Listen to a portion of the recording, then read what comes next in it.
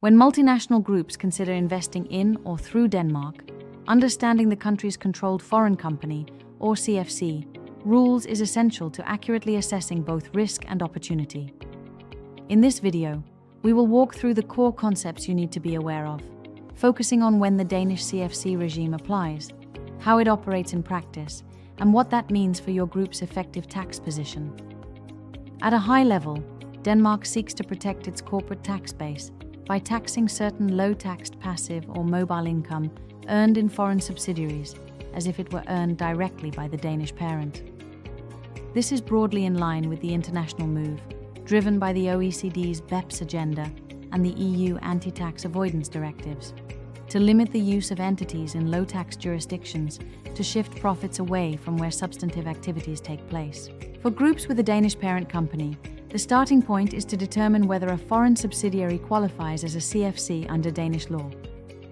Typically, the CFC rules are triggered when a Danish company directly or indirectly controls more than 50% of the capital or voting rights in a foreign entity, and when that foreign entity derives a significant share of its income from what Denmark categorizes as financial or passive activities. These activities often include interest, certain types of royalties, dividends and capital gains from portfolio shareholdings, financial leasing, insurance and reinsurance, and some forms of intragroup financing. The rules also consider whether the foreign entity holds assets, such as intellectual property or portfolio investments, which are deemed to generate mobile income that could be relocated primarily for tax reasons. Once control is established, the next critical test is quantitative. Denmark applies ratio-based assessments that compare the foreign entity's CFC income, as defined under Danish rules, with its total taxable income, and sometimes with the value of its financial assets relative to total assets. If the foreign subsidiary's financial income or financial assets exceed specific thresholds, it is likely to be classified as a CFC. Historically, one of the key benchmarks has been whether more than half of the subsidiary's taxable income is considered CFC income, though practitioners will need to review the most recent legislative updates and administrative guidance to confirm the latest metrics. It is important to understand that the Danish regime is not merely looking at the headline statutory tax rate in the subsidiary's jurisdiction, but at the nature of income and the structure of assets.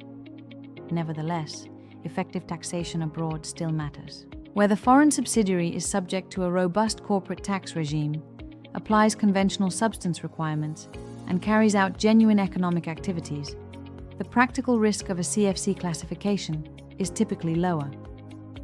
Once a foreign subsidiary qualifies as a CFC, Denmark effectively looks through that entity and attributes its CFC income to the Danish parent, which then becomes subject to Danish corporate income tax on its proportionate share of that income.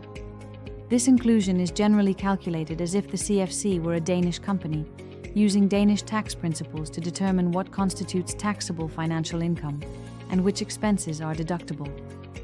To avoid double taxation, Denmark will typically grant a credit for foreign taxes paid on that same income, subject to Danish limitations on foreign tax credits. As always, the availability and extent of such credits depend on the precise alignment between the foreign tax base and the Danish tax base, and on relevant tax treaties. It is also worth noting that Denmark's CFC rules interact with other anti-avoidance measures, including transfer pricing regulations, interest limitation rules, and the general anti-abuse rule. For example, if a foreign subsidiary has been capitalized and structured primarily to accumulate passive financial income with limited local substance, Danish authorities may challenge the arrangement not only under the CFC regime, but also by reassessing transfer pricing outcomes, or applying the general anti-abuse rule where arrangements lack genuine commercial rationale. Businesses should therefore take a holistic view of their Danish and international structures, rather than treating the CFC rules in isolation. From a planning perspective, multinational groups with Danish parents should map their global footprint and identify entities that could potentially fall within the CFC scope. This often involves a detailed review of each foreign subsidiary's income composition, the role of local personnel, decision-making processes, and the allocation of key functions, assets, and risks. In some cases, it may be possible to mitigate CFC exposure by relocating substantive decision-making and risk management to the foreign jurisdiction, aligning the ownership of intellectual property with actual development and exploitation activities, or consolidating passive investments into vehicles that are less likely to be captured by the Danish CFC definitions.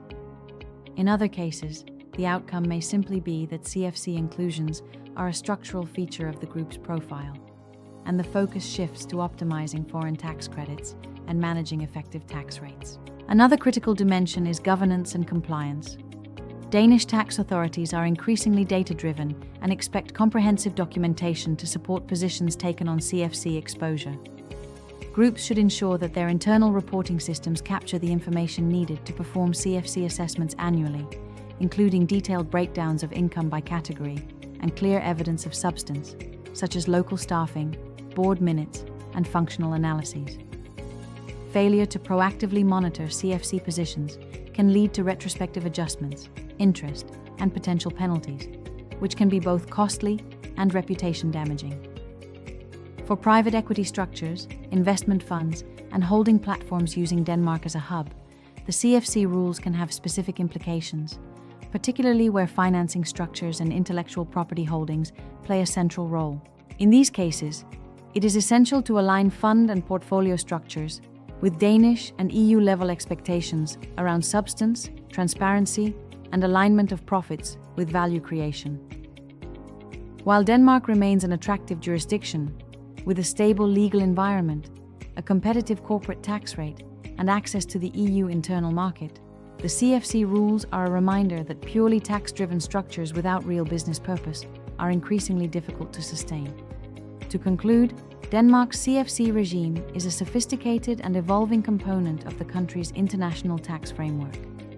For businesses, the key actions are to understand when CFC rules may apply, to evaluate the composition and substance of foreign subsidiaries, and to integrate CFC considerations into broader tax and business planning. Early engagement with knowledgeable advisors, combined with robust internal data and governance, can help ensure that your Danish and international structures remain compliant, efficient, and aligned with both the letter and spirit of the law.